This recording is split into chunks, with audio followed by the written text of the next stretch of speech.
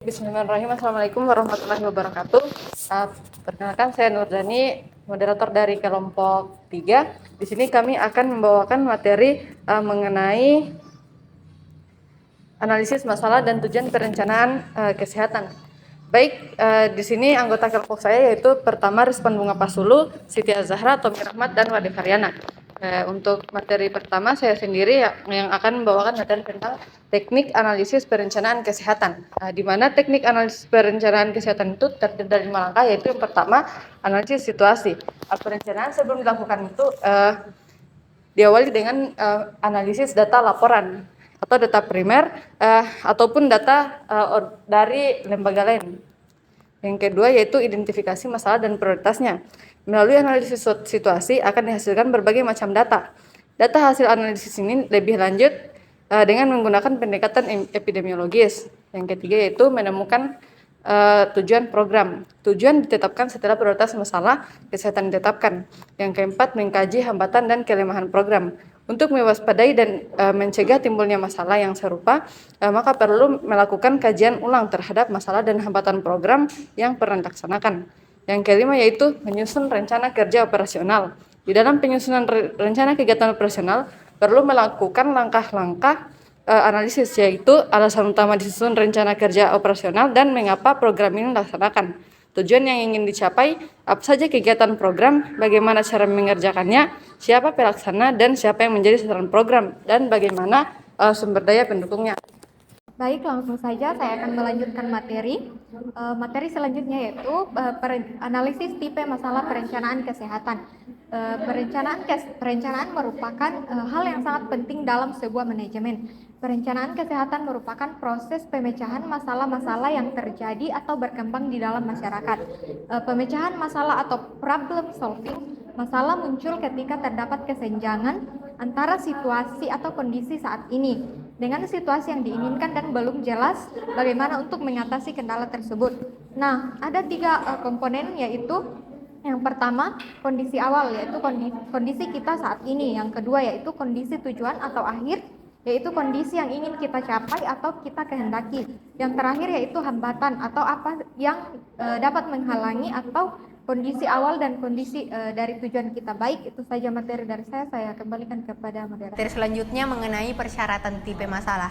Jadi dalam problem masalah analisis atau analisis masalah terdapat persyaratan dalam menganalisis masalah, yaitu yang pertama adalah mendefinisikan masalah secara umum, yang kedua adalah mendefinisikan masalah secara terperinci, yang ketiga adalah mengidentifikasi apa penyebab masalah, dan yang terakhir adalah melakukan pendataan penyebab potensi dan melakukan pengetesan. Terima kasih.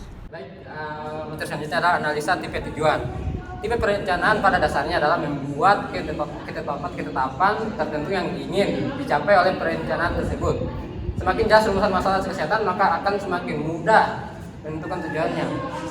Perumusan sebuah tujuan operasional program kesehatan harus bersifat SMART, yaitu pertama spesifik, jelas sasarannya, dan mudah dipahami oleh staf pelaksana. Kedua, measurable, itu dapat diukur kemajuannya. Ketiga, appropriate, sesuai dengan strategi nasional, tujuan program dan visi misi institusi dan sebagainya. Yang keempat, realistik, itu dapat dilaksanakan sesuai dengan fasilitas dan kapasitas organisasi yang ada.